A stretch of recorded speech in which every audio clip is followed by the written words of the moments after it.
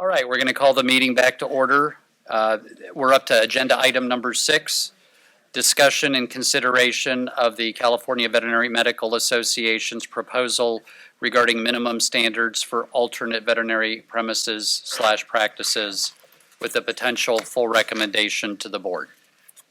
We've got Dr. Dick Sullivan here representing the subcommittee that looked at the CVMA's work document. Dr. Sullivan. Okay, I was also attended the meetings as did Anne Marie. I don't think anybody else from the MDC was on there. So initially we were asked to look at the Bill and I were asked to look at the difference between, well, let me back up. This was 7 days of meetings, and with a pretty good cross-section of veterinary practices. So I feel really comfortable that it got a really thorough review. So the first thing, so we were asked to make some comparisons from the 6th meeting to the end product of the 7th meeting. And when we started thinking about that, it didn't make a lot of sense. So we actually went from the existing code to the proposed new regulations. And when we started working on it, it was pretty confusing until, that old light bulb goes on and says, why don't you compare the new with the old line by line and track it through the regulation number? And then it just started falling into place. So we try to, and I'm sure there are some errors here, but we try to show in red, and I hope everybody got the color print of that. We show in red what we've removed with a line through, and then the new language is in blue. So the first thing I think we should start with is we actually at the 7th meeting made a decision, or maybe the end of the 6th meeting, I guess, was instead of having the majority of regulations starting with 2030 and then having the variations then put in subsequent sections, it would get quite confusing for some of those of us that are pretty simplistic looking at it. So we made the decision of putting everything, redundancy included, into each section that does apply. And we then changed the wording in 2030 to be kind of a preamble. 2030.5 then becomes the licensing manager definition, and then we go through the different premises minimum standards. So I think the first thing that we need to discuss is if in fact that format is acceptable by the MDC. And if not, you're probably going to have your own subcommittee to rewrite it. So I think that's the first discussion. And if we accept that, then I think we can go through the sections. Any objection? We love this format. Okay. Yes. Yeah. So 2030.05 then is the licensing manager. Very few changes, that just from faculty to premises. 2030.1 then is basically the old 2030 with some changes. And I thought that I don't want to go line by line, so if it's okay, and I'm sure everybody has gone over this with a fine-tooth comb here, so maybe let's take a look at this page first. I've got them, actually they're not numbered, mine are numbered. I've numbered this as page 2. So are there any questions or comments on this page number 2? And are those questions or comments just the committee, or? I think we need to do both. Yep. Okay. I noticed in all of the sections, just curious, I don't think there's any issue, but the removal of the phrase non-porous regarding surfaces, what's changed? New chemistry or what? Well, well, first of all, it's changed throughout for consistency, but I think the discussion, Dr. Diane Craig, who is a surgeon, brought up that many of the surfaces that are used are not not consistent with the old language. And after a lot of discussion, again, to be consistent, all levels of premises, that it was felt to use this terminology.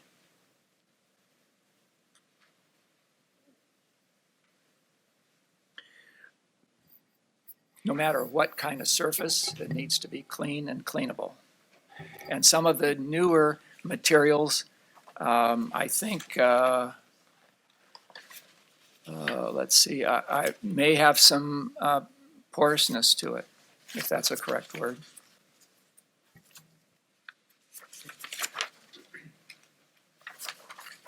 Yes, please come forward. Okay, well, rather than belabor this, Bonnie was, I just had a couple of things that kind of applied to each one of the different sections, because I think it's great that you modeled each one after the other. That makes it much easier for those of us that have to interpret them so that they're modeled.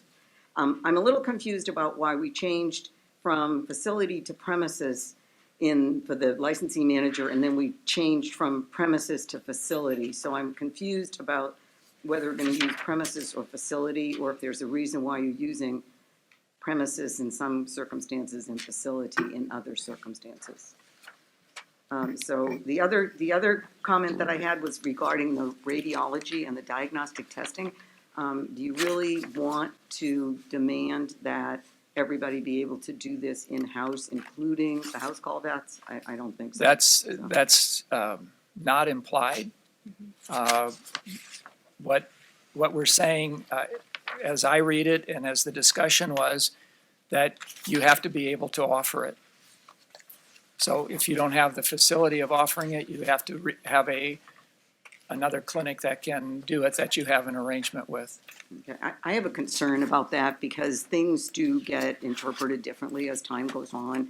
And I do believe that there could be people who would interpret that by meaning that you have to have the capability, meaning that you have to have the equipment. I would just hate to see a house call vet, or even a vet with a small solo practice, get caught up with being told that he was in violation of the regulation because he didn't have the capability for doing, then he has to hire me, and then I have to go and argue that capability doesn't really mean that he has it in-house. To me, it would make more sense if it was clarified that it doesn't have to be in-house. But, I mean, that's just my interpretation. And especially with the house call vets. I mean, I had some other wording things. I understand that I can do that when it goes out for public comment. My other comment was, when medically appropriate in number, and this is on the next page, it's in N4. As a lawyer, I'm always concerned about terms like when medically appropriate, because that's sort of up to whoever's determining what's medically appropriate, and it's really not defined anyplace else in the statute. And I understand that things make perfect sense to you guys, but then when I have to deal with it on my end, when it's being interpreted by somebody who's neither a veterinarian nor a lawyer, it kind of gets sort of open-ended as far as what medically appropriate means.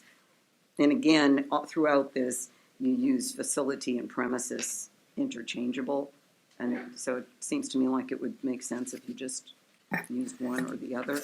Well, I think in this case, where it is a small animal fixed facility, we're using facility. Okay. And it's a premises permit at a fixed facility. Okay. On the licensing manager, we're not talking about a facility, we're talking about a permit. Okay, and then, but then when you move into house call practice. Well, let's get to that when we get there. Okay, well, I was just kind of going through my general comments. So let's address when medically appropriate. There's a lot of things that end up being judgment calls, but I think that's pretty specific, because what we're saying is that if the animal is debilitated, there's not a need or even a reason to that animal have exercise. So when it's medically appropriate, shall provide opportunity for proper exercise. I don't know how else to word that. We discussed this for quite a while. There's reasons why an animal can't have proper exercise, and it's medical reasons. So if that animal isn't getting proper exercise, that veterinarian better have documentation of why. Okay, no, and this is, I mean, again, this is helpful for me, because then when you pass these regulations, I know what you were thinking, so I Okay. know what to tell my clients. And the same thing on, let's go back to the x-rays. So this would be page 2, 2030.1J, because it's it's throughout the document. J and K. So the old wording was on the premises or through commercial facilities. Thank you. I think we were just shortening that. I mean, to me, shall have the capacity means somehow that person has to be able to provide the radiographic capacity. We're not saying how it's provided, Right. but they can't be doing a house call practice that is looking at an animal with a fracture and not have some x-ray backup to be able to diagnose it.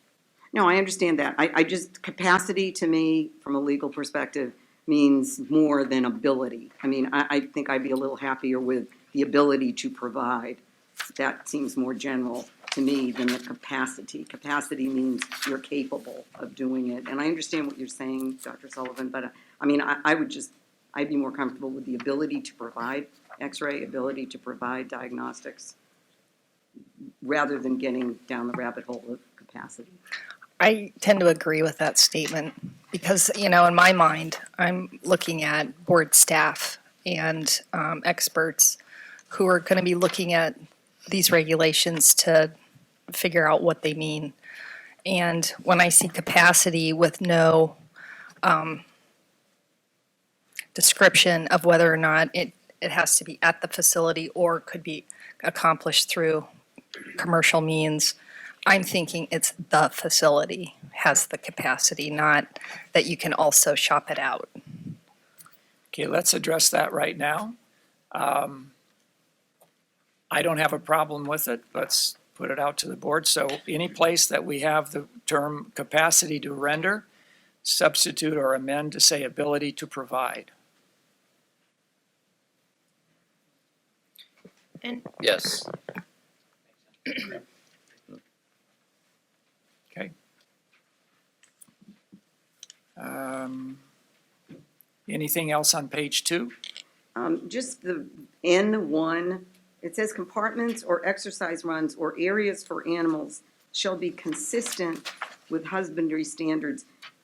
Are you trying to say shall be maintained consistent with husbandry standards? Or that the facilities themselves, husbandry standard, being consistent with husbandry standards doesn't mean anything to me legally. I mean, I understand that it might have a meaning. Are you talking about maintenance of them, or are you talking about the physical? physical makeup of it, the dimensions, the parameters. So I could find an expert who would be able to tell me What what was husbandry consistent with husbandry standards for Yes. those. Okay. I think that's why the words were used, So- because they are defined. So I had a question about that as well. It seems to me that the argument might be better made when medically appropriate and species specific where animals are kept in the facility. In other words, so this is a small animal, which could include birds. I mean, you have, is the expectation that there be an aviary where you can turn them out to it, you know, an hour a day? Or we've got, I won't use ferrets, but we've got rabbits, so you're supposed to under care. It seems to me that this is gauged more at dogs than anything else. Well, and cats, and I mean, any small animal fixed facility. So where are you recommending a change? Number 4, again, I think we're stuck on number 4, when medically appropriate Oh, and species specific, obviously wait a second. something. Give me that again. Yeah. That's the 4 from, the number 4 from the top on page 3.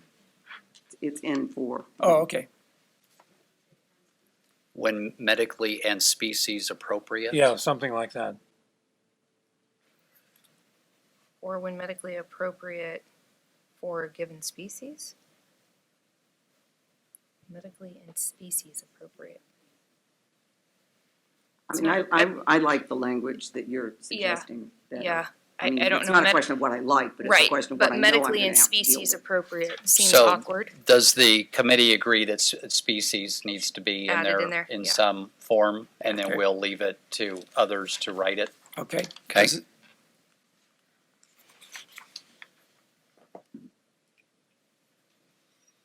And so that would be a global change, most likely. Well, yes, I was gonna bring that up. Large animal, fixed facility might have horses, llamas, cattle, and they probably would need different kinds of accommodations for exercise. And I think we addressed that, didn't we, in the large animal? The verbiage, if I remember correctly, the verbiage is the same. Yeah, well, I think, okay, let's,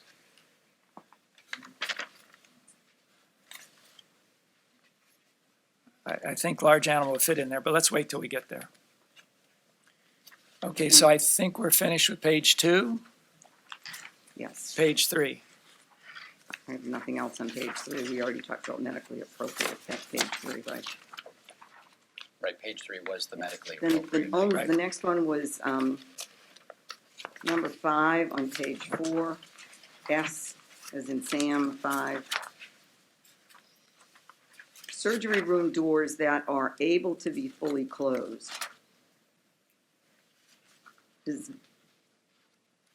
Well, able to be fully closed is old language.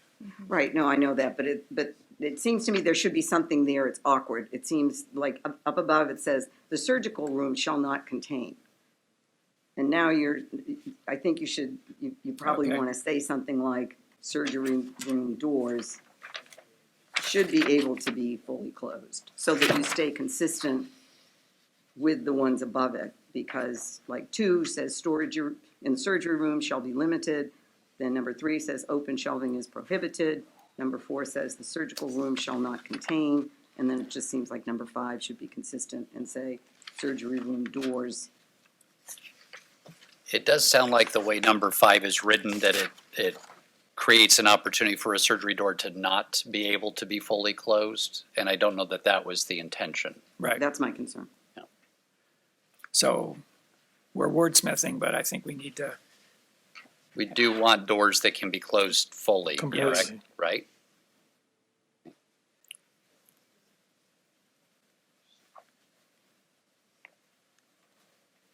So surgery room doors should be able to be closed fully, Shall. shall. or the old language. Must be able to be fully closed. Arguably, must equals shall. So to be consistent with the language, you might as well just put shall. Okay, Yeah, So that's what I was it's- just gonna say. If you're gonna use must, use must. If you're gonna use shall throughout the whole document. So surgery room doors shall be, so that are, cross out? Yeah. Okay. Consensus of opinion on that? all good? Okay. Anything else on page 4? Now, I don't have anything else until we get to I personally don't have anything else until we get to small animal mobile clinic. Okay. Page that's on. Page 5?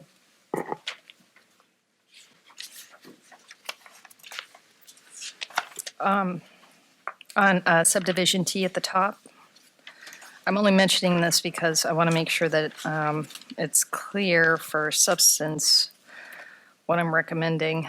T, I think, should actually start with what is under number 1, What page are you on, Terry? 5. Right here. Up at the top. Oh, there you go. So it would be subdivision T when performing clean surgery to the end of that. And then just the next sentence would be for purposes of this section, clean surgery shall mean. I don't think you need the subparagraph at all. So you would start T with number 1? Yes, so there would be no number. It would just Okay. be subdivision T when performing clean surgery. And then the definition sentence would follow in the same paragraph. Yeah, I think that's a good change. Okay. Sorry, question on that. Do you take the phrase clean surgery and aseptic surgical procedures to be equivalent? No, I don't either. they're, So Tara, did you just say to eliminate T sans number 1? No, she's just reordering. I'm it. reordering, I'm just eliminating the number 1. And then putting that definition at the end of the paragraph.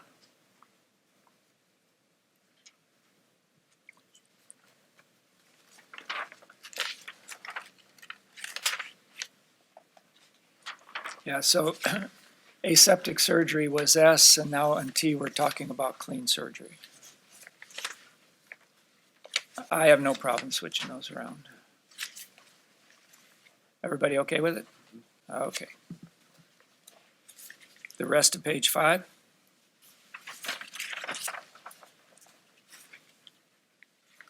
Page 6, item J, one of our dairymen suggested that that is not standard of practice in the dairy practice. It's also now not consistent with the changes we just made in the other radiology language. So, I mean, the ability to perform or render. So the suggestion was to remove item J.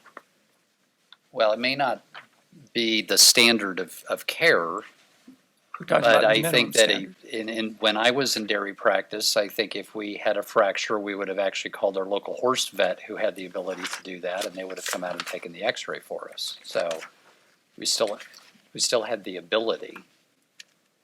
I mean, that's large animal. This section is not dairy Right, fixed. Okay. Okay. so, I guess the question is ultimately, is radiology in a large animal fixed facility a minimum standard? right.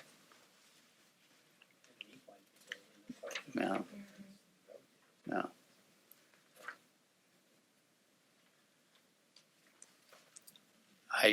I think it stays personally. And your wording would be, I would go back to. shall have the capacity to render? Shall have the ability to provide Oh, yeah. diagnostic radiological services.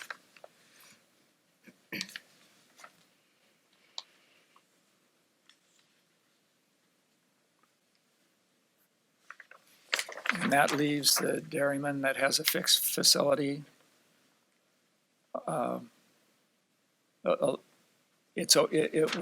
They would fall into that category, okay? So first of all, perhaps I'm ignorant of, but I'm not aware of fixed veterinary dairy facilities. I mean, most The university has them. okay, well, they have some exemptions, I think. But they also, do they have the ability to provide radiology services? I don't know if they do down in Tulare. Well, Dean Pasco, can they take x-rays of dairy cows in Tulare? Okay, so we're okay with this then on any, Or even if they couldn't, they could certainly find a large animal practitioner with a mobile machine that would come out and perform the service. okay? Because I got a dairy veterinarian who I'm going to have to answer to, so, Well, if he's watching or she's watching the webcast, here's my email address. Just kidding. okay. So then on subdivision K, right below that, should that then be changed to shall have the ability to provide clinical pathology and, Yeah, that's going to be a global change. okay.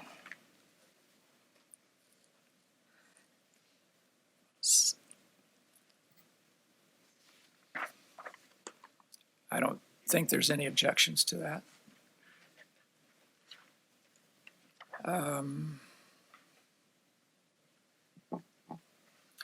So if you compare this to other sections, we do not, and again, I think this is true for equine medicine, we do not have a requirement in here for a facility, fixed facility requiring oxygen for emergency cases. Are we okay with that?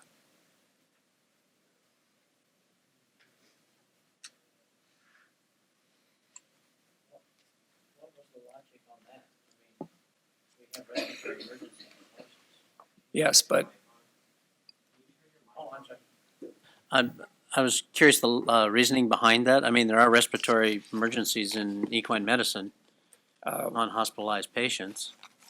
yes, but the minimum standard is that some facilities, unless they're doing surgery, probably do not have oxygen capability. True? Even just a simple portable tank? Can you? Tanks can and you horses expound may on not that? get along too well together.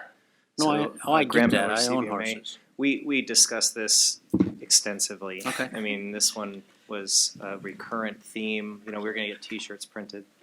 Oh, okay. So That strikes me odd. I'm in a unique position because I am also an equine practitioner. I've been an equine practitioner since I graduated. And there are actually relatively few conditions in horses that we encounter, emergency or not, that we use oxygen. So in the minimum standards that we've listed, not only for the large animal facilities, if they are rendering surgery, you know, they're doing that, all those standards apply, which includes oxygen because that's necessary, you know, for aseptic surgeries. You know, for clean surgeries, like if you're doing a castration, we don't tend to intubate. We just use injectable anesthesia. But for emergencies, there are actually very few emergencies in horses where we would use oxygen. And the concept of a simple oxygen tank, tidal volume for a horse is, I think, around 16 liters. So you'd have to have, you know, Multiples. sizable tanks. And horses, by their nature, like if they're awake and if they happen to be panicking, putting a mask on their face is not going to work. So we just tend not to go there with horses, and or with cattle. You know, we have the ability to do really nice tracheostomies very easily. And so it just has never risen to a standard of practice in equine care. There are just very few circumstances where you'd need it. Okay, good answer. Thank you. Dr. Miller, do you have any input on the radiology services for the large animal fixed facility? Well, I agree that there's a stark contrast just between dairy practice and equine. I had the dubious pleasure of being a dairy practitioner for the first 8 years of my career, and I never once took a radiograph on cattle. So I do believe that there are large differences, but I am unaware in the state of California of any facility that is a haul-in facility solely for cattle. The VMTRC facility, it's not even haul-in. It's just the dorms where the students live and then the offices. There's no, to my knowledge, there's no ability to bring live animals there for treatment or care. And the other facilities that I'm aware of treat horses as well. There may be dairy-only haul-in facilities, and they may indeed have issues with this because it is not commonly done. But I think that those issues would be fairly far between if we go forward with it. And I think it's definitely a minimum standard for equine practice to have them. Thank you.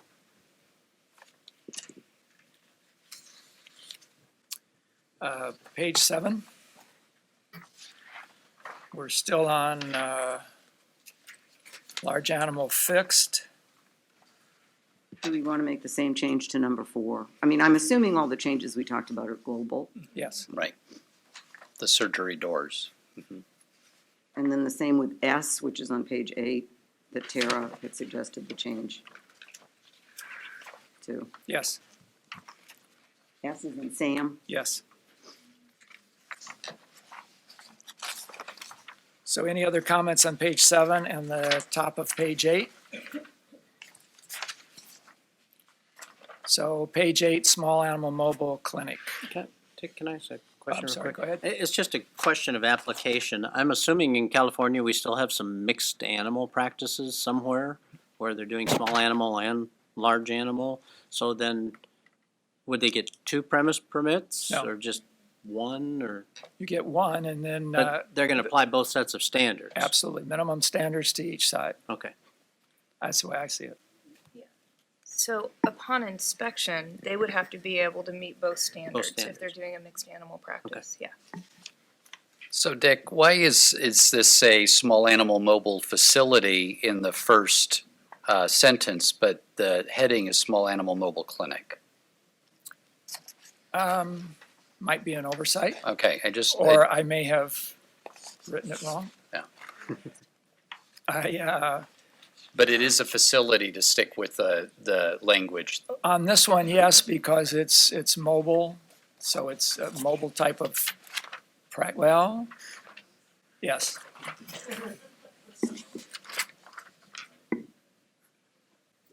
So we're changing clinic to facility. Okay. Correct? Yes. Okay. So I guess at this point, I'd like to bring up that now we're talking about mobile practice, which is exempt from premises registration under the statutes if it's being operated from Yeah. a facility that's already registered. Right. I think we need to make that clear in the preamble, that if you are operating a mobile facility or practice from a building or facility that is the licensee manager's principal place of business, so that the principal is already registered. Is that language not someplace already for large animal? It is nowhere in here, it's only in the statute, but because the preamble says the facilities and practice types in the listed regulations are premises pursuant to 4853 and shall be registered, that almost, it looks like you're removing the exemption for mobile practice from registration under 4853B. So I'm just suggesting that you maintain that exemption in the preamble for these mobile practices. Tara, this is the minimum standards, though, so not necessarily, I don't know that this is the right place for exemptions, because I thought we were delineating minimum standards here. The right place for this language is in the preamble under 2030. Okay. Which creates the registration requirement for these new types of practices. Yeah, I can see that would be something that would come up. Okay. Because if you look at 2030, it doesn't say that specifically, so then I'd have to pull up the other statute and argue that it still applies. I mean, the argument would be that, we've got this new minimum standards regulation for the mobile clinics. Therefore, since it's not specifically stated in the preamble, that exception doesn't still apply. I can just see that argument, so I think it should be clarified. That's all. So are we comfortable having the wordsmiths write the preamble, but we understand the intent? Are there more than one type of mobile operations being referred to here? Well, there's large animal and small animal. Well, I was thinking more, I don't know why, something Tara said made me think maybe you were referring to a fixed facility that has a premise permit that also has a mobile unit, right? If that mobile unit just goes out and picks up Mrs. Jones' dog, brings it back, does its work, and then takes it home, operates more like a taxi than a mobile veterinary provider, that's covered by the fixed premise permit. With the exemption language I'm suggesting under 2030. Okay. Do you have that? The exemption language? I can read it off. Yeah. So this is completely modeled after Business and Professions Code Section 4853 Subdivision B, just to maintain consistency, but really clarify that if you're running a mobile facility under the regulations, you do not have to have a separate premises permit. So the language is Section 2030, this would be on page 1. After the end of the sentence, ending in 2030.05 period, add, if the facility or practice type is operated from a building or facility that is the licensee manager's principal place of business, and the building or facility is registered with the board, comma, the facility or practice type shall be considered a mobile unit and exempt from independent registration with the board. Can I suggest that we add house call practices to that as well? Because if you read that statute, it anticipates that a house call practice would fall under the same exception. As long as the person doing the house call practice is the managing licensee. Right?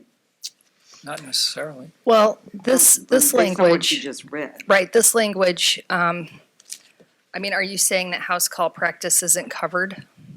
No, I'm saying it Under is covered these? under that exception. So, sorry, but 4853, and this is the problem, we don't have a house call practice in the minimum standards or the statute right now. So I think in general terms, how it's been applied, and this goes back to what Dr. Pollard said, if you've got a car that you're using that's associated with your fixed premises, and you're going into someone's home to treat an animal, that's covered under the brick and mortar facility premises permit. So we call it mobile, but mobile means something different if you're referring to an actual hospital on wheels versus what we would call in general terms house call. Right. The problem is to call it house call, we're kind of missing that in the exclusions under 4853 because it doesn't refer to anything that's house call. It either refers to the facility itself or the mobile unit or vehicle associated with the facility. Doesn't it say practice type? I mean, I don't have it in Yes. front of me, but Yes. Tara just read it, and I believe it says practice type. Facility or practice type, and then under new section 2030.4, it creates small animal house call practice. So that would be covered under this exemption as long as it was operated from a facility that was already registered. Thank you. As the vehicle. Now that that's clear.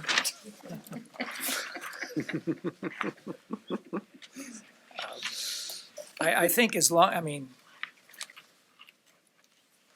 as we agree on the principle, the legalese can work its way out, we'll get another hit at this at the board level. So I'm fine with that.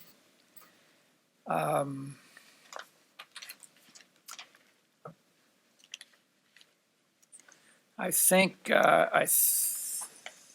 let me double check something. I've got a note here that I'm not sure, but I think the bottom on page 8, the bottom item, indoor lighting and halls, I think may refer to 2030.2A4, but I'll double check on that just to make sure we have the right notation there.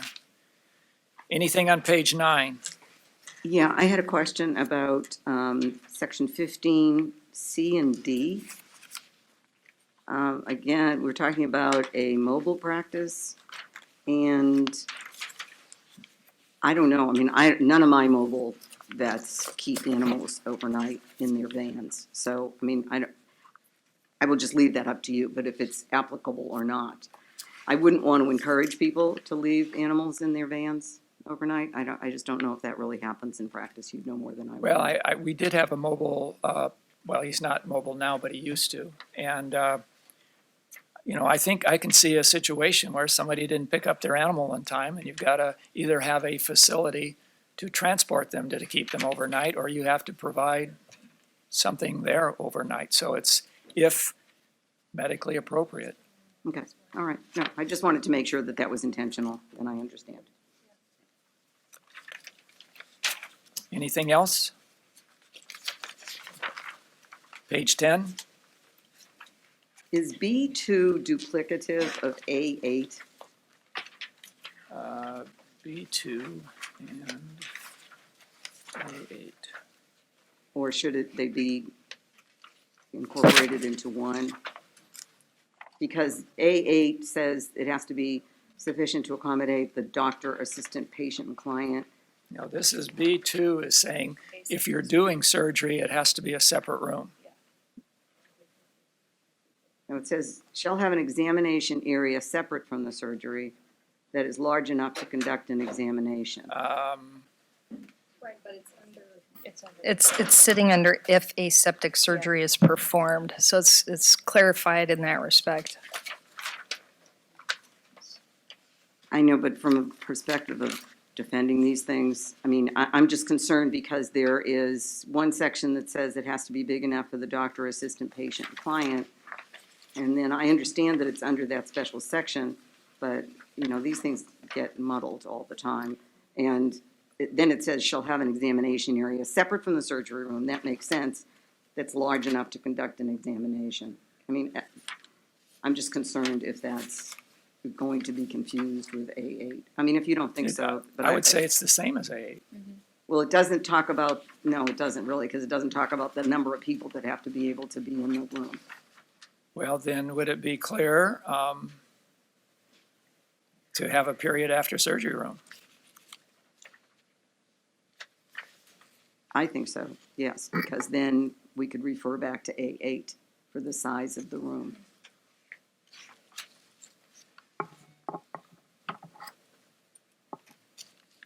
I would then say if we're going to do that, that it should say shall have a surgery room separate from an examination area. I think that would fit under that category better. Yeah, because you're talking about surgery there, that Right. makes sense. So would you repeat that? Shall have a surgery room separate from an examination room. Or Well, area. but that's what it says in. That's B1 That's what it says or in U1. B1. Oh, Yeah. okay. Yeah, okay. Yeah, my only issue was just the having an exam room described differently in two different sections. Okay, then we'll put a period after surgery room unless somebody has a reason for, because the exam room is, as you've said, is defined in another section. Everybody okay with that? Isn't the whole number 2 then rather redundant? Isn't what? B2, is B2 redundant? Was that your question? Yeah, to B1? Yeah. I'm fine with that. Strike B2. A room separate and distinct from all other rooms which shall be reserved for, yes. Okay, Okay, well, sorry, go ahead, Terry.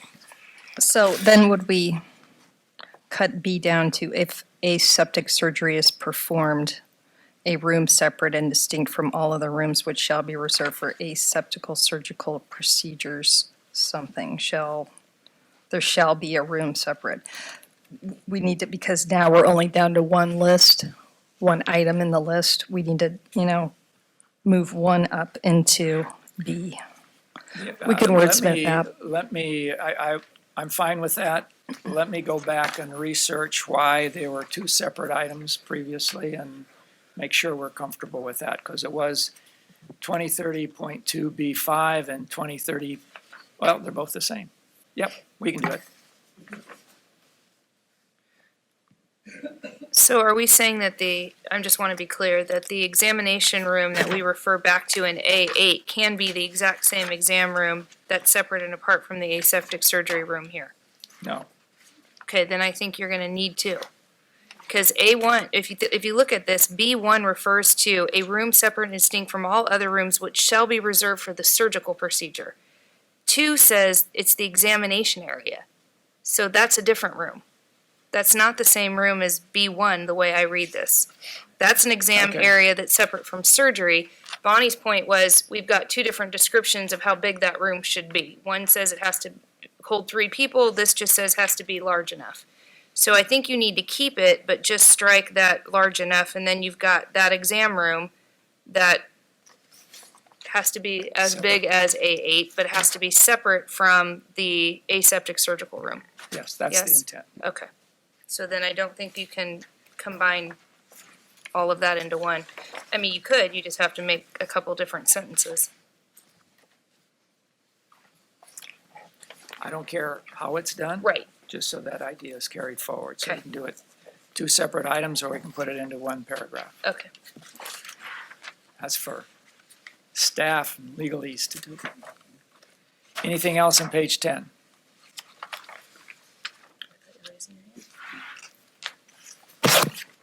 Page 11? Oh, okay. Got some.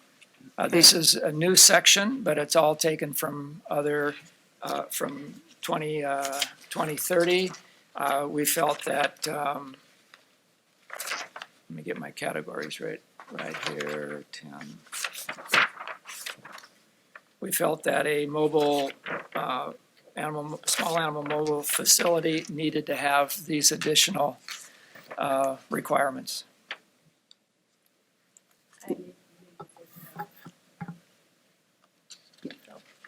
One of the comments that I had was, it said, because this is a hot topic, as you can imagine. Everybody wants to be able to do these, because they want to skirt the whole issue, and this is big time. They all want to be able to do it. My first concern is where veterinary medicine is being practiced, where a veterinarian performs only vaccinations. That's Wait, just- wait, no, I'm not down to there yet. I'm talking about the top part Oh, I'm of sorry. 11. Okay, I'm down to vaccination practice. I'm sorry. So all of this is new language, but it's taken from 2030, which we thought should be in a small animal mobile facility if they're doing surgery.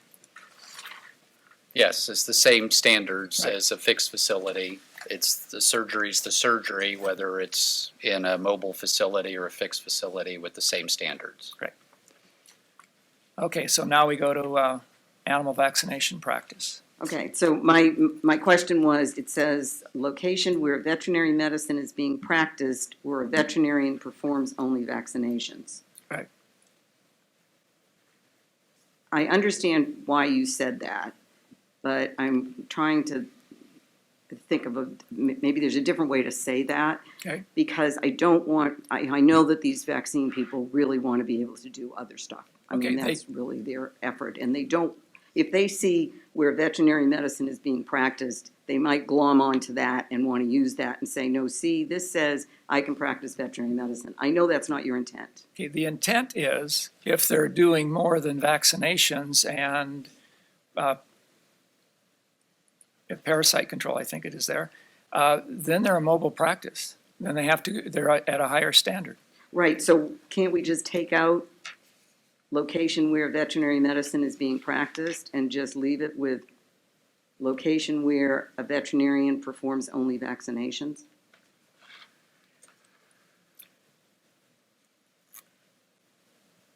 Because in the preamble, you're already telling them that they have to have a permit for that.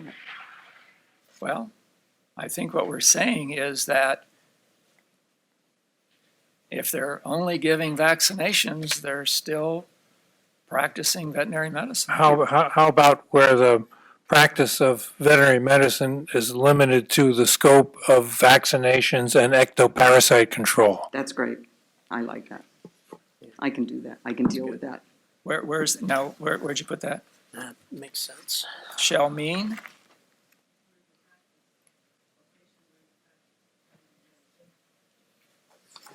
For the purposes of these regulations, an animal vaccination practice shall mean a location where the scope of veterinary practice is limited to vaccinations and preventative procedures for parasite control. Yeah, that's better, from my perspective. Okay with me? And then I just want to confirm that they cannot perform heartworm tests at these vaccination clinics, correct? They're no longer a vaccine clinic if they're performing Okay, heartworm just to tests. confirm in my head. I get it. That went Very along with clear. my question also, because if they're giving a feline leukemia vaccine, they wouldn't be able to test for virals. I mean, if they're testing for it, some people don't test for it. So if they're testing for it, then they're no longer a vaccine clinic. If they just give the leukemia vaccine, I think they qualify. I'm not saying it's good medicine, but I think it's being done. So that is a big change, because the previous incarnation of small animal vaccine practices, which is now just called animal vaccination practice, did, as you can see in B, at the bottom of B on page 11 that's lined out, did talk about diagnostic tests and dangerous drugs. So there's now no drug dispensing other than those for the preventive procedures for parasite control. Right. And there are no diagnostic tests Correct. in this. And if they want to qualify, then they need to become a small animal mobile facility. Correct. I had one other clarification too. So does this mean that they do not have to perform a physical exam? I think the wording and maybe we should put it in there, and I have it written someplace. I've always been told, and I think it started with Gary Hill, as the examination is compensatory to the level of service provided. So we want a veterinarian there, and the examination is that that animal appears to be physically fit to have a vaccination. And that is that person's responsibility. So, Okay, so on the record, the only thing you want on the records are the records of the vaccination and the drugs administered, because that's gonna, there are big pet stores that are gonna change what they're doing when this regulation comes out. I mean, they will stop doing PEs. well, who's doing the PE? Some of them are doing moderate, like TPRWs or listening to the heart or putting their hands on the pet or doing whatever. The ones that I've talked to, the ones that I've counseled. So this is going to be a huge change. And are they charging for the physical exam? No. My experience are the public vaccine clinics that we put on for years and years, and it was a cursory viewing of the animal being healthy. Yeah, and I'm not talking about public, like county and, Well, it has to be the same standard. 501c3s. I'm talking about pet stores, large pet stores that do these vaccines. I think there may be a difference then between what happens at Petco or PetSmart and what happens at a county or city vaccination clinic on a Wednesday evening. I just want to clarify so that I know that that's what we're talking about, because it had been, the way I had been counseling over the last year since that regulation came out, was that they still had to do a PE and SOAP it to some extent. They had to do like a TPRW or just listen to the heart or something. They had to have something in the medical record that indicated that they had looked at the animal and the animal was safe for vaccination. This doesn't indicate that. This says a medical records of all vaccination and drugs administered to each patient for a minimum of 3 years. It really leaves out that they have to keep any kind of a medical record saying that they put their hands on the pet. And that's, I'm just clarifying it for myself, because that's what I have been counseling people for years, is that they have to do some amount of an exam. Last week, a And client then- came in with the paper from the mobile vaccine clinic that she went to. It said physical exam, and the options with the checkbox were WNL, within normal limits, or abnormal. There were two boxes, and that was it. So again, I think that one can argue that might be commensurate with just giving a vaccine. One could argue it. But that's the exam that I think I'm seeing in my area from the groups that traditionally come in and do the parking lot vaccine clinics. And there is no exam. There's clearly no conversation with the client about the pet. I'm just confirming Yeah. that there doesn't have to be a medical record, because that's going to change things. Because they'll all want to do away with that medical record. So it talks about what has to be in the record, under N on page 13. Maintain records of all vaccinations, should be vaccinations. Records of all vaccination and drugs administered to each patient for a minimum of 3 years from the date that they were administered. But that And that's limits the it. extent, yeah. Okay. I'm And should just that be clarifying. vaccinations? Yes. Or, yes. I think the other way we were kind of looking at this is that I kind of think that human public health vaccine clinics, if there is any physical, it's minimal. Fill out a chart. I'm not arguing, I just want to make sure I have it correct. Yeah. I I mean, think we were whatever you trying guys to, want to do, it's great, as long as Okay. I understand it. well, we need input at this point to see if it needs to be more or not, but that's where we were coming from.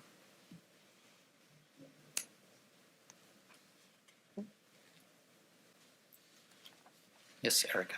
I think it would be very helpful for shelters to have some more clarity regarding the amount, the extent of the physical exam that's required by a veterinarian in a public vaccine clinic. I think some interpret the requirement very loosely, others far more strictly, and it has a big impact on how many animals are able to be vaccinated. If you, if you have to do a thorough physical exam, then you're gonna reach far fewer people than if you simply are present and you have good staff, trained staff around, trained to alert you to issues that are going on with animals. So I think we need to, I mean, it may be one situation in a private vaccine clinic, but I think for public vaccine clinics, there's a compelling public health interest and clarifying what exactly is required of veterinarians. And what do you see as, what's your opinion on what should or shouldn't be there? So I actually think the current reg that says, that seems to say that a VCPR needs to be established only if diagnostic tests are performed or dangerous drugs are provided. It makes a lot of sense when you couple it with the requirement that the veterinarian must remain on site throughout the duration of a vaccination clinic and must maintain responsibility for all medical decisions made. Again, you have a veterinarian who's in charge and responsible for what's going on, and gets to make the decision as to how he or she is going to delegate the duties in the vaccine clinic. Okay, so we removed the sentence about the VCPR because we had a huge pushback on that, saying that the interpretation was that if they're just giving vaccinations, they didn't need a VCPR, they didn't need a veterinarian there. So this is kind of, we remove that sentence because of the confusion there, saying we still need some medical records, the type of vaccine used, the client needs to be able to retrieve that if there's worming medication given, the date and time. I mean, there's got to be at least a minimal record there. I need to hear from other people if that is not where we are at or where the minimum standard that we need. I agree from the public health standpoint. As many animals as we can get vaccinated, the better it is for our protection and for the protection of our animals. And I mean, in our clinic, every animal that comes in gets a physical for any vaccination. But if we're looking at a public health approach, I think what we're saying here is consistent with what's going on in the human profession. We have a sample of something. The examination of the animal patient shall be conducted, this is already in reg, at such time as good veterinary practice requires, which means if this wouldn't otherwise require a physical exam, you don't have to do it. And we use that when we refer to the duties of the supervising veterinarian that's delegating animal health care tasks to either RVT or a veterinary assistant. I think the one concern raised about not requiring any physical examination is if in fact an animal shows up at one of these vaccine clinics and they have stuff running out of their eyes and they just look particularly unhealthy, and there's nothing that says, hey, you've got to make sure you can deem that animal visibly healthy before you're administering a vaccine. Is there any protection? So maybe a way of coming up with language that says visual exam of the animal to determine minimal health for, appropriate vaccination. Something so you're not vaccinating an obviously sick or, otherwise unhealthy animal. Or what about perhaps having, that you can have written protocols in place for the, what's the term that's used, the paraprofessional, or I can't remember what the term is that's used, but for the veterinary staff working in the clinic, they can administer without an exam if they're doing it pursuant to a written protocol. Yeah. And that written protocol would include Right. call the veterinarian over If the they're animal running does eyes. not look visibly healthy to Yeah. receive vaccination. I'm not sure how we as veterinarians abdicate a responsibility to do establish a VCPR every time we administer anything. So I'm a little troubled by that, yet I can walk into Rite Aid and have the pharmacist give me the flu shot, and I understand that, but pharmacists also don't have to do physical exams by their regs, right? So that's a whole different player.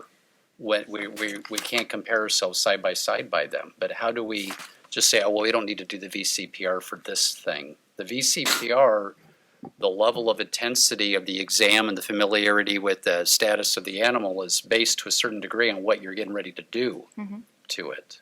We're not saying you are not doing a VCPR. That's where the argument comes in between Bill and I. I am saying that what the veterinarian is responsibility there is to make sure the animal is healthy enough to receive a vaccination. The VCPR is compensatory with the level of service. So I don't know if we need to write that in there. We removed the sentence about the VCPR because it implied that if you're just giving a vaccination, you don't have to have a VCPR, which means you don't have to have veterinary oversight, you don't have to have medical records. There's a number of things that, and we want those. But I think what we want is there, but I've been at this too long to maybe not have, I may have some tunnel vision going on here. So if there's other verbiage that makes it clear, I think the sentence, the veterinarian is responsible for consultation, referral of clients when disease is detected or suspected. The only one that can decide if there's a disease there or not is a veterinarian. There's the one that can diagnose. A paraprofessional can recognize symptoms, but they're not diagnosing. And I think there's a license there that, again, my concern is there a license there we can go after if there's a problem? I guess I would feel better if it was more explicit and it said the veterinarian is responsible for determining if the animal is healthy enough to receive a vaccination or preventative parasiticides, as well as consultation referral. I mean, if we were to actually just spell that out. I'm fine with just that. a hair more. And can you give me that again? The veterinarian Wait a is second. responsible for determining determining if the patient or animal is healthy enough to receive vaccines or parasiticides. And then the rest of that language that I see in item C, which is on page 12. Two things now. With that phrase, it seems to throw a pretty wide net. On the one hand, a vaccination or a deworming is, for the vast majority of the recipients, pretty innocuous. We're not going to hurt many, but we might hurt some. We might catch that IMHA dog that is going to go over the cliff as a result of this, or that heartworm positive dog that just got shipped up here from Houston and is now in a rescue group and ends up here, and just the stress of the car ride to the place, much less the vaccine that we gave it, puts it over the edge. And And so maybe it would be better, the phrase you used with regard to the vaccination clinic in your area last week that said PE abnormal or normal seems kind of in the other extreme, I suppose. But I also wanted to comment on your analogy to a flu shot. It's true the pharmacist doesn't do an exam on us, but what they do is important, and we don't get this in a vaccine clinic, is they ask the patient, the human, if he or she's ever had a reaction. And that's important, right, for obvious reasons. And then they do the other things that we would expect a vaccine clinic would do, would be log the vaccination used for manufacturer reasons and other reasons. So I don't know, I don't know. Okay, on your two examples, if that same client came to you in an exam room, would you have picked up either of those conditions? Well, I'd look at the dog. And if the dog had pale gums, I would say I'd hope so. Okay, so you're saying they're coming in with a pre-existing condition, that the vaccine didn't cause the condition. When is the last time you treated an IMHA that didn't come in with a pre-existing condition? They all come in with a pre-existing disease. And the only reason they get treated is because you looked at the dog and you caught it.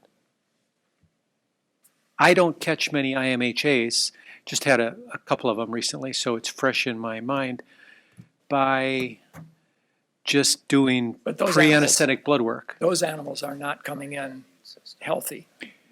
No, that's true, but I could have very well imagined animals show up at a vaccine clinic with not a whole lot of history with the individuals who's presenting them.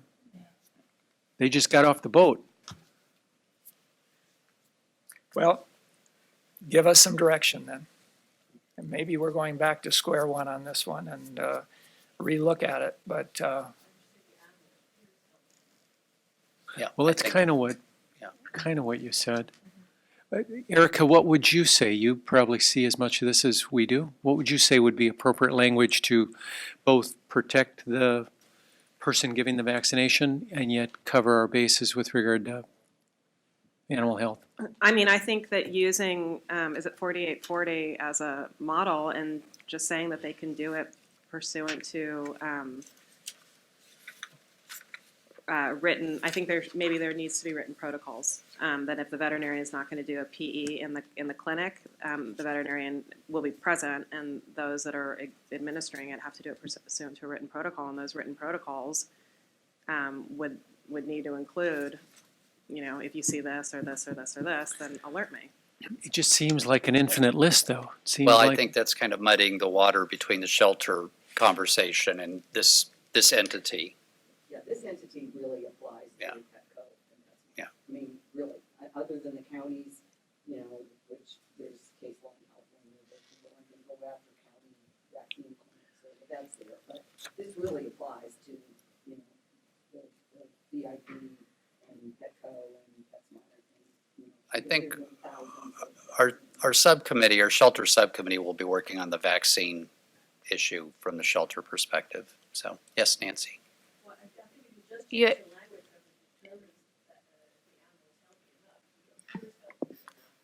Nancy, you're gonna have to approach because they can't pick it up on webcast. So I'll just rephrase. Nancy suggested that we have the veterinarians responsible for determining that the animal appears healthy enough to receive vaccines.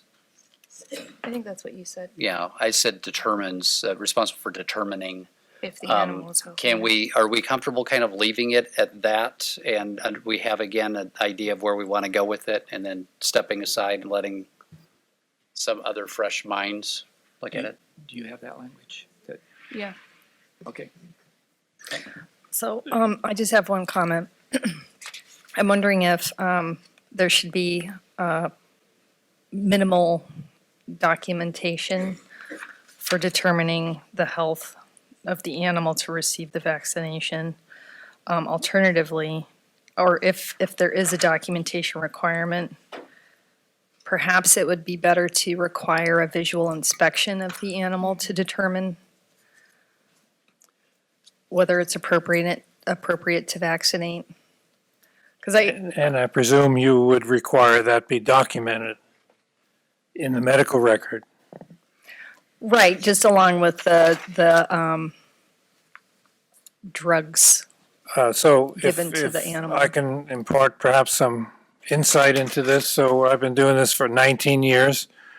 In Orange County, it was the SCVMA who performed the monthly vaccination clinics. In Riverside now for 13 years almost. We've been doing it. Literally hundreds of thousands of vaccinations have been performed in those almost 20 years. My RVTs and I do a cursory, I do a visual exam. We kick out, meaning we find unacceptable for snotty noses, runny eyes, whatever the situation, very grossly underweight. Maybe one animal every other day that we do this. So it's not that frequent. And to my knowledge, and I see all the complaints, never had an adverse reaction or a complaint related to the actual veterinary procedure. Lots of complaints that they waited in line too long, but that's their problem, not mine. So in offering here, the veterinarian is responsible for documenting that the animal is healthy enough to receive vaccines or preventative parasiticides, as well as providing consultation and referral of clients with disease. So if we say that piece, responsible for documenting that they're healthy enough, I think that implies that there is some form of exam as well. I'm fine with that. I like adding Nancy's word of appears healthy enough. Okay, so we've also have votes for the word appear to appear, okay? Can we move forward? We good with this piece? Okay. Anything else on page 12?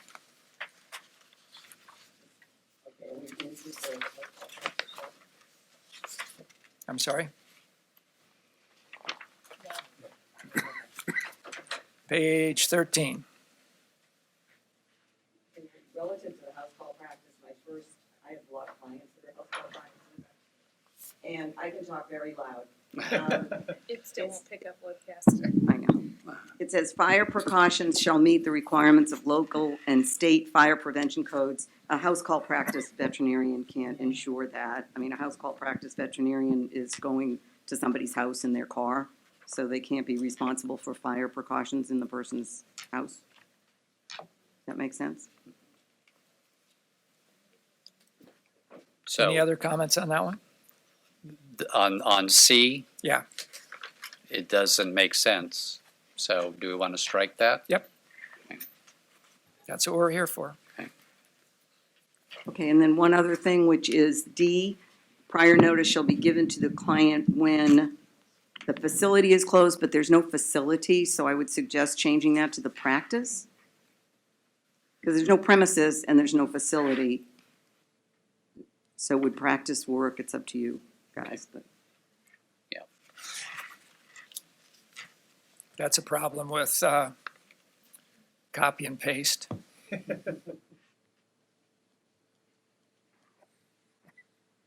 Anything else on page 13? 14? The only question I had on 14 is number K, which I would hate to have my house call vets have to worry about having a freezer in their garage. I mean, I don't know how else to handle this, but I don't think it usually happens. I mean, if a house call vet goes out and the animal passes away, then I don't know that it's the house call vet's responsibility for having a freezer someplace to keep the body. I mean, it doesn't make any sense. Obviously, there will be some kind of arrangement made. And I don't know what the home euthanasia vets do under these circumstances, but I don't think it's reasonable to say, to have K as written. For a house Well, call vet. the reference is that if they're making, have some kind of arrangements with another facility or they have a freezer themselves, we wanted to get in the requirement of the new 14-day regulation. Because some people have been abusing that over the years, so this is poorly, I think there's a misprint here someplace. it just seems to me that when a house call vet goes out, if something happens that wasn't planned, Well, and then the owner doesn't give the authority, then what is the house call vet supposed to do? Take the body to their garage and put it in a freezer? I mean, it just, I make house call euthanasias all the time, and most of the time, I bring the body back, and put it in a freezer. Some of them are privately cremated, others are not. So I don't see how that would be any different from a mobile clinic. Most mobile clinics have an arrangement to work with a fixed facility. yeah, but I guess that's not my question. My question is the way this is written, it says when the client has not given, so I'm assuming you go out and you do home euthanasias, the client has given you the authority to take that body back and dispose of it. This says when the client has not given the veterinarian authorization to dispose of the animal, then the veterinarian, I mean, that's just kind of an odd situation. How would that really happen in a house call practice? It Because does. the owner would either, It does happen. They tell me to hold the body for X number of days, and then they don't come back in. They don't, so they give you authorization to take the body, but Right. not dispose of the body? Right. Okay, well. There, if it there are happens- clients that are unclear if they want the ashes Okay. back or not, and they need time to think, and you don't want to press them. Thanks. Yeah. So Grant is it, Miller. is it possible to restructure this so it's clear that there's only a 14-day responsibility rather than establishing a requirement on the vet? Because really this is more about telling the consumer client, hey, you've only got 14 days to make up your mind. That's all they're required to do. well, this is the same language we have in a previous section. Okay. And a fixed facility. This is the language, I think we got it passed very recently. So we can reword it any way that makes it clear, but that's the same, that's, Language makes sense as it's written. I mean, in the way that practice works and how you have to handle deceased animals at times, this actually is workable language. now I don't tell my clients they have 14 days, but when, we try to contact them and when they keep putting it off, that's when, I mean, years ago, I kept a body for a year and a half, and the gentleman came in and wanted it. And for some reason, I ended up keeping it that period of time, and thank God I did. But this gives us much better language.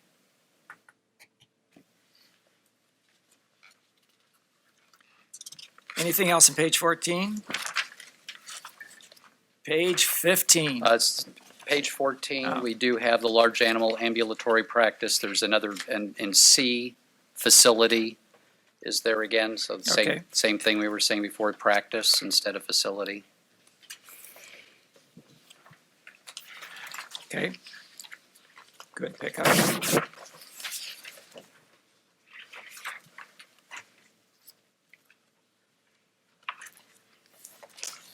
Anything else? Page 15?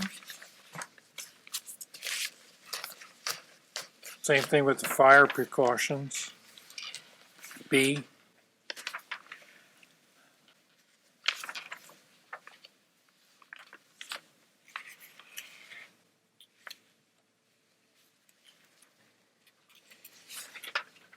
Oh, okay, on 14. Out. Okay. Anything else, Dr. Sullivan? No. So we're going to strike B, D, E. Yeah, Okay, that's yes, global that's, change. we'll fix capacity and change that to ability. Yep. All right, so a motion to, do we want to accept as amended at this point and then move to the board? Yes. Okay, so we need that motion perhaps? Discussion from the committee? Discussion from the public? All in favor of moving this language forward as amended, say aye. Oh, I'll I have to start. call the Aye. roll. Dr. Klingborg. Aye. Dr. Druces. Dr. Pollard. Aye. David Johnson. Aye. Jennifer Laredo. Aye. And Dr. Sullivan. Aye. All right, let's take a 13-minute break and come back 13 minutes. at 2:50.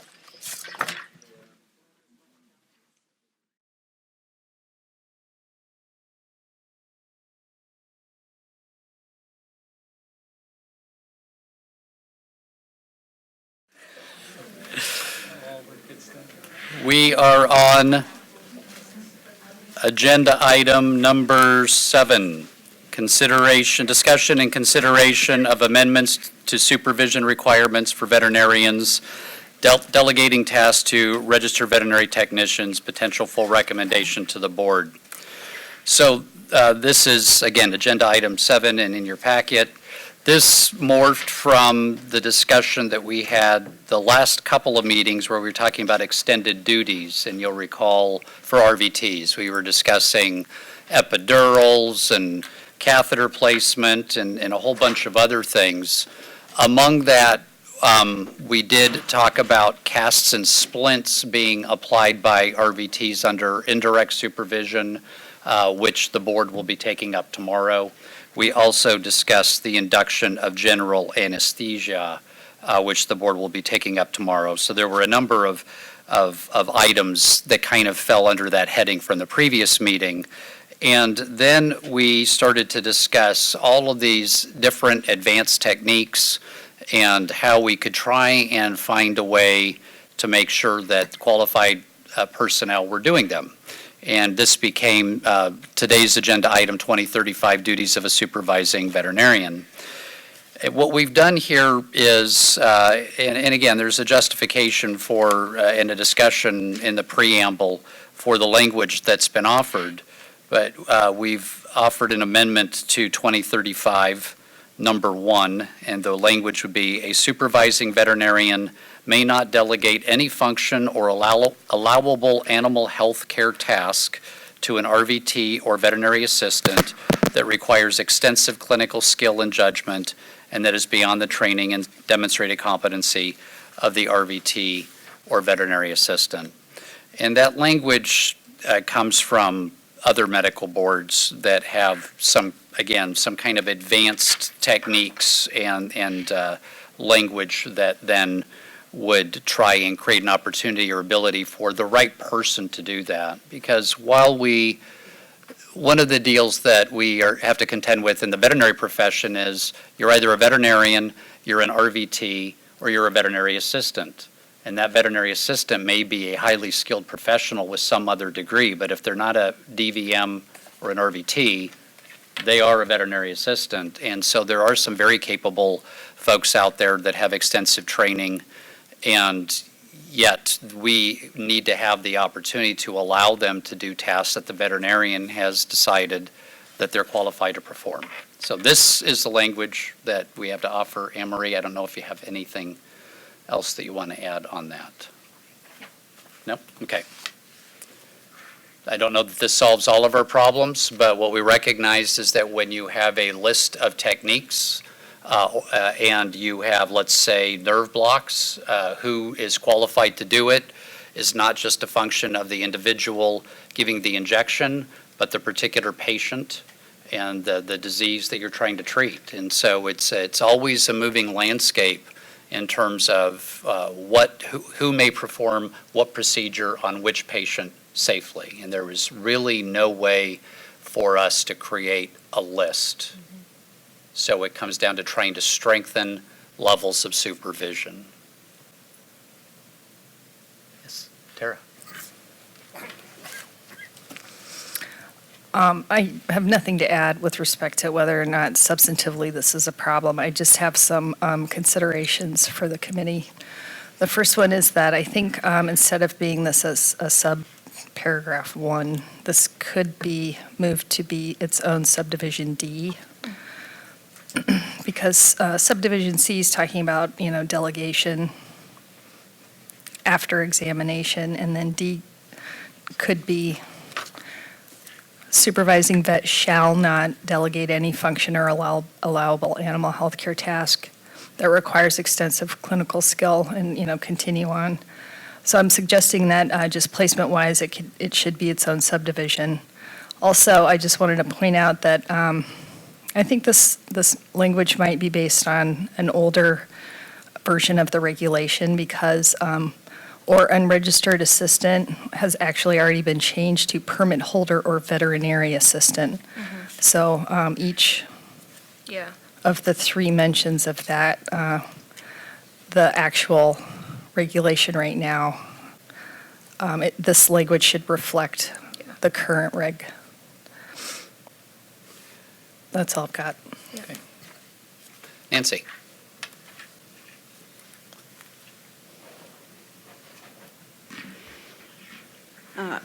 We have no objection to the direction that this new section is taking, but I think the wording that requires extensive clinical skill and judgment is really inappropriate and unnecessary. I can name you multiple procedures that I performed in the veterinary hospital where I was more skilled than any of the veterinarians in the practice at that particular procedure, like doing CBCs and cytology. I had way more clinical skill and more judgment in that area than any of the veterinarians I worked for. So I would recommend that you remove that phrase and you still have everything that you need.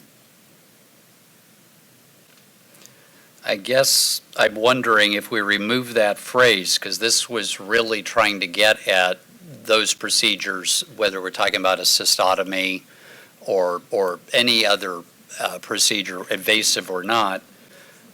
If we remove that phrase, do we even need this language at all? I think that we're right back to our normal All right, so if supervisory you're talking language. about doing a cystocentesis? Right.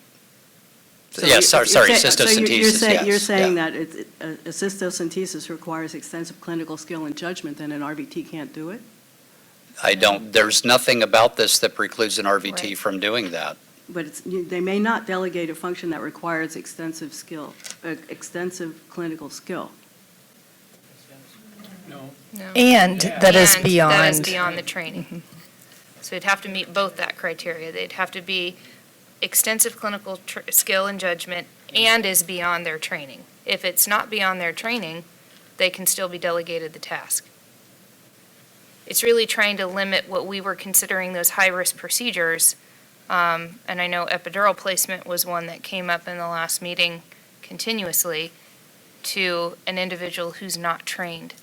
So what you're actually saying is that a veterinary assistant would not be able to do this, but an RVT would, because they would have more extensive clinical skill and judgment. Or perhaps they have Maybe. the other part of the sentence. Yeah. They have the training. Maybe. And a competency that the veterinary assistant doesn't have. I mean, depends on the person. So, the first part of 2035A, existing language, basically says, in a nutshell, that we may delegate. It's a positive. This language that's new says you may not delegate unless a individual meets these two bars. Perhaps it would be better to say it that way.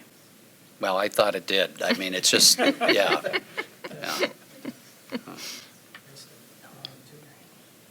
So I'm certainly open to it, but give me an idea how you'd like it Well, to because read. this just reads like, don't do it. Yeah, You know, and John, that's how I was kind of reading it. I was going to question the same thing Nancy was questioning, because it's just got too many ands in there. Okay, Because if you start with it, it just says, may not think that requires any extensive skill. And you're stopping, and you're like, well, a lot of things require extensive skill, but they're still legal. And judgment, well, still, a lot of things that require good judgment are still legal. It's just awkwardly worded with all the ands in there, because it makes them sound like they're standalone situations. So I know let's- what we're trying to Sure. do. I'm not sure that phrasing does it. so let's try, I think one of the things is the negative, the may not. That's why you want me Which to I leave. think should be changed to shall Yeah. not. Or forget about not. Why don't you make it a positive thing that Right. the RVT or veterinary assistant to whom a task is being delegated must have, or whatever the word Must is. possess. Must possess the skill, judgment, and training and demonstrated competency, something like that. I don't think we could rephrase it that way because this section is about the duties of the supervising vet. So right now, this language says the vet Well, so the has to supervising shall determine that, establish, yeah. that the RVT and veterinary assistant possess the extensive skill, blah, blah, blah. right? How Instead of about, put negative, make it a positive. how about we remove after judgment and that and substitute which?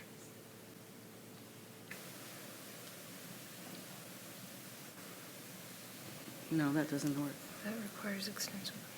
I don't think that works because then we're just modifying judgment, skill and judgment, because we also need the training and demonstrated competency pieces of this. I mean, alternatively, we could, I don't think this language is troublesome. I would leave it as is. But I'm hearing that to some, it's unclear. So alternatively, you just create a list of what they have to factor in when they're delegating a function, which would be 1, extensive clinical skill, 2, judgment, 3, training for demonstrated competency. Okay. Dr. Sullivan? Okay. Okay. I think that's That better. That makes a lot reads more better. sense. Okay. And would you write, thank you, Nancy, would you write this as a positive, shall only delegate if they've met? Okay. So at this stage of the game, I don't know that we're ready. I don't want to write this as the group.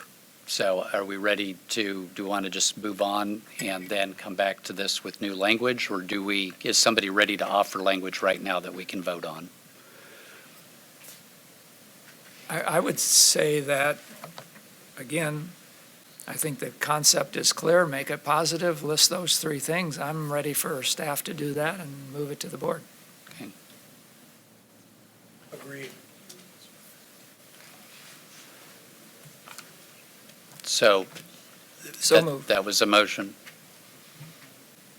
You made the motion. Second. Thank you. So we have a motion and a second to turn this from a negative into a positive comment, to accept the language, but to create a list of the criteria. So, Right, right. well, so now I'm wondering if really this just becomes part of subdivision A. The supervising veterinarian shall be responsible for determining the competency of the RVT permit holder or veterinary assistant to perform allowable animal healthcare tasks as based upon the following, all of the following. Well, yeah, you could say provided the RVT and veterinary assistant Mike's off. possesses all of the following. Yeah, that's where I was going with it, but the one that's troubling me is judgment. So you can say they have extensive clinical skill. They have training and demonstrated competency, but are you going to be able to assess their judgment? Is that a qualifier? You know what I mean? It doesn't seem like that's tangible. Yeah, judgment is Judgment is, subjective. it is It's not- subjective, and it's based on, judgment is you're making a judgment call based on a circumstance. Yeah, or in history. Yeah. Yeah, I don't think judgment, in the sentence here, it works, but if you start making a list and you have judgment isolated as a qualifier for who should be delegated these tasks, it seems out of place. I thought it would still stay with extensive clinical skill and judgment, number 1, and then number 2, and then, Is training, and number 3 is demonstrated competency? I think there's always judgment. The veterinarian better have a judgment Yeah. as to the competency of, or is it the judgment of the RVT? See, this is the judgment of the Oh. RVT, which is why I'm Yeah. thinking this doesn't belong here. Yeah, I agree. Bonnie, How would clinical judgment? clinical, Right, you could do extensive clinical skill, extensive clinical judgment. The judgment's on the basis of the vet, veterinarian, yeah. not on the RVT. I think you're better off if you're looking at skill, I don't teach training, and judgment demonstrated skills. competency. Yeah. Because really, aren't those the 3 prongs you would be looking for before you would delegate something that's considered more of a high-risk procedure, right? how does clinical skill differ from demonstrated competency?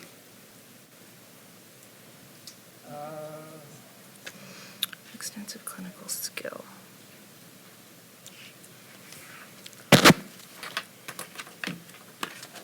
There's a difference. I think somebody can be competent, but lack, well, I don't know. Well, competency is, judgment could be a subset of, I do think an RVT has judgment as well, and there may be one whom I would feel more confident saying, you go do this. They could be equally skilled, but one of them would be, more cavalier or whatever than another, and that's a judgment. So, But It's your judgment, though. but it's their judgment, and if I say, you go do this, and they decide they're going to go ahead and get urine out of that bladder, and one of them really jabs that needle in there, and the other one, it doesn't. They Yeah. both are equally skilled at getting urine out of the cat, One's more aggressive. but just the different style. Yeah. I mean, there are times when you make those decisions based on, I think that this animal is going to mesh better with that staff person. And that's the judgment of how that individual works. Should what be illegal? Well, No, that's what. but this is, we're trying to give some criteria here for what one should be doing as a supervising veterinarian, right? Well, let's clarify. Are we Yeah. talking about the judgment of the veterinarian or the judgment of the RVT? The way this reads, I think it's the judgment of the RVT. I agree. I think the judgment of their competency should be the veterinarian. Okay. And I don't think the judgment of the RVT, I don't, Yeah, Yeah. and that's fine. I think the way this was written, it was the judgment of the RVT, but I don't know that that differs from demonstrated competency. So extensive clinical skill, training, and this demonstrated competency, and those things are quantifiable where judgment is not. So I'm more comfortable with that. Okay. A supervising veterinarian shall, and again, we're trying to be a positive here, a supervising veterinarian shall only delegate any function or allowable animal health task that requires, And I'm considering, you don't have to do this. You don't have to delegate anything. So that now if you're gonna make it a positive, I would change the shall to may. A supervising veterinarian, this is permissible. You don't have to delegate it. You can do it yourself. A supervising veterinarian may delegate any function or allowable animal health care task to an RVT or veterinary assistant or permit holder, however it reads, provided the individual, 1, has extensive clinical skill, 2, requisite training, and 3, has demonstrated competency.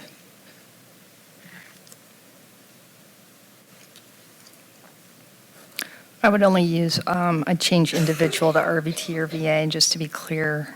Oh, individual. Yeah, because the I was trying individual not to could be be the redundant. vet. I know. I think that captures the intent. A supervising veterinarian may delegate any function or allowable animal health care task to an RVT, and I'll read the actual language, permit holder or veterinary assistant, provided the RVT permit holder or veterinary assistant has, 1, extensive clinical skill, 2, requisite training, and 3, demonstrated competency.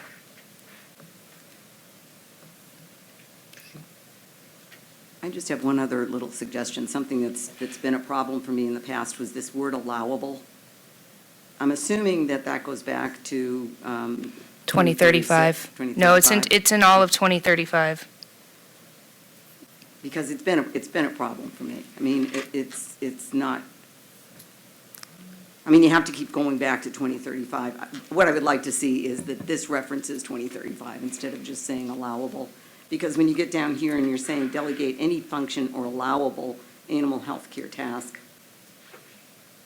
it would be cleaner if it was clear that allowable does refer back to 2035. So in subdivision A of this same. Either A or what is this going to be? This is 2035. And so this is where the allowable language is used. Right, but then you're referring to 2036, right?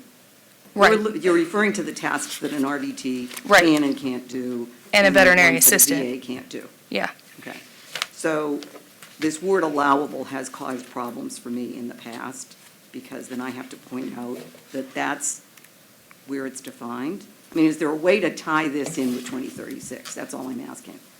I think so. Well, if you just alter subdivision A where it sets up the ability to send those tasks or to delegate, you would just change it to the supervising vet shall be responsible for determining the competency of the RVT permit holder veterinary assistant to perform animal health care tasks. So strike allowable to perform animal health care tasks allowable pursuant to section. Pursuant to. Right. Right. I think that's the problem. Nancy, you're gonna have to come up here. Okay, well, that, I mean, that was just a thought, because it's been a problem for me in the past, if there's a way to clarify it. We're allowed to do emergency procedures, we're allowed to do everything that's not listed here, that's not diagnosing, prescribing, and surgery. So these are things that only an RVT, a veterinarian may only delegate to an RVT. No, and I understand that, but it's just that the So word if we were- allowable is not really a legal How about term. permitted, Well, I mean, it all means the same thing, authorized, Yeah. allowable, permitted. You would have to really refer to several sections Yeah, of the I VPA, which understand. would be difficult. So I think for now, the language is in here, and we know what it means, and I know you probably have to advise your clients what it means, but I think it would be more confusing to start saying pursuant to 2036, 2036.5, 20, No, I yeah. get it. But then I have a problem with function. So now we've just talked about allowable healthcare tasks, which now, I understand where you're coming from on that, but what functions are these? I mean, how are they different from allowable healthcare tasks? So is there any reason to even have the word function in there? If Probably we're not. just going to go with the allowable healthcare tasks? No, you could strike function. Yep. Thank you.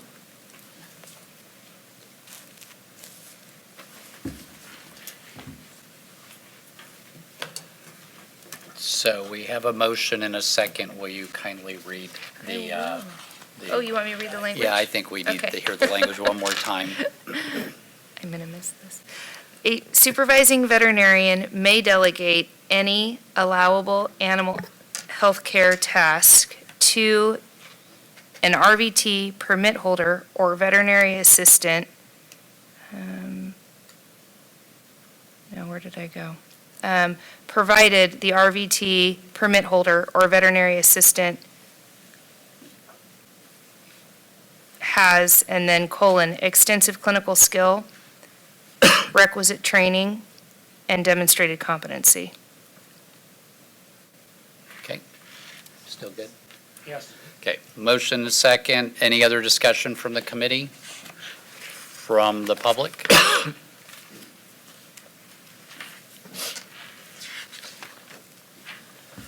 I'm sorry, maybe my brain's the only one here that's seeing this differently. 2035 is duties of a supervising veterinarian, and it seems more duty-esque for a veterinarian to not be able to delegate unless the following are met. So the way it was originally, it was a veterinarian shall not delegate unless this. That's a duty. The way it's worded now, it's, here, you may do this. It doesn't feel like it fits, and I recognize that LexisNexis arbitrarily names a lot of these sections for us, so maybe this was never meant to be named duties of a supervising veterinarian, but it doesn't really fit. Like the way that the language, if you read section A and section B, and then you read the way we've got this proposed section worded, it seems confusing to me, just off, and maybe we just need to let it sit and go onto the board and I can shut up and we can take it up later, but it just seems confusing. Jennifer? I just wanted to make a comment. I'm very visual, so I'm having a hard time keeping up with hearing this. So if I vote against the motion, it's not Yeah. about this. It's just I like to see things, the completed product. Any discussion on the notion of the positive now being permissive but not a duty versus the negative being a duty? I don't have any problem with it being positive, but I take Jennifer's point and would ask, is there urgency to get this to the board tomorrow? I mean, if we have this written up so that we can read it next meeting, is the end result going to be the same? So keep in mind that for a while there, we would have the meeting that we're having today, and then tomorrow this information would be presented to the board and they would vote on that.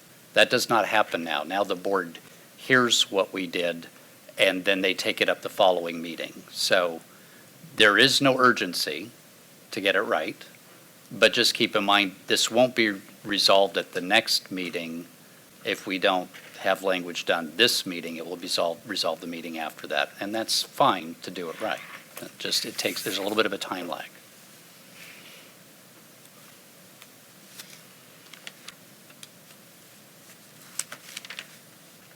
Other discussion? Well, let's have a vote. Great. Dr. Klingborg, Nay. Dr. Drucey, I liked the negative language. Dr. Pollard, No. Dave Johnson, No. Jennifer Laredo, No. and Dr. Sullivan. Yes. Okay, well, the motion doesn't carry, so are we gonna be revisiting this at the next MDC meeting with new language? With the committee's permission, the task force will go back to work and give you other serving suggestions at the next meeting. Here I am. All right?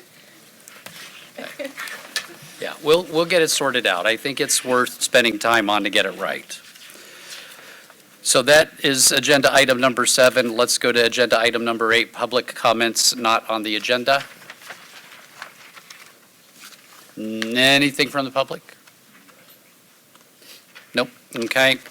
Agenda item number 9, let's see. We've got our future meeting date, which is May 22nd in Sacramento, and then the rest of them for the year are there with locations to be decided.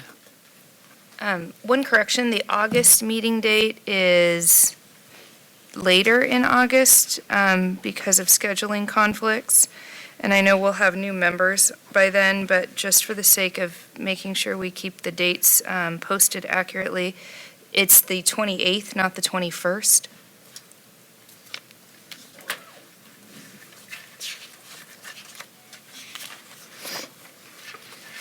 Okay, and then we have our multidisciplinary advisory committee assignment priorities. I think they look a lot like today's agenda. Yeah. So the complaint process audit subcommittee, we've got our shelter premises subcommittee that we're going to ask for permission or re-ask for permission to work on from the board tomorrow. We have the premises that actually just, we're now moving towards the board, actually. And then we have agenda item number 7, the supervising veterinarian. And then we'll see what we pick up from the board tomorrow. Yep. Any comments? All right, any discussion? All right, I guess it's time for a motion to adjourn. Second.